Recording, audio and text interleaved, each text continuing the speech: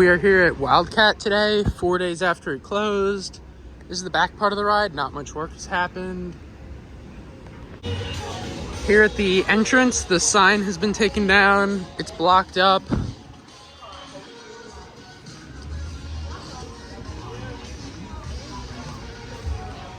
Right there is where the sign actually used to be. You can see a lot of debris. No Wildcat. Let me in. No Wildcat. Let me in.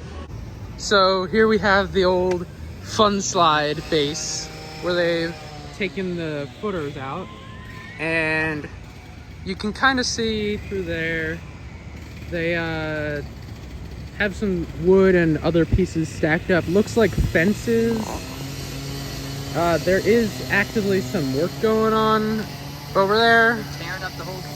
You can see right here, there's a giant area dug into, probably for foundations for more structure for the ride. I would not be surprised if the ride has its lift hill along, or some large point of the ride along this path, continuing all the way to there, because there's just a lot of land here that was not used for Wildcat that's being opened up.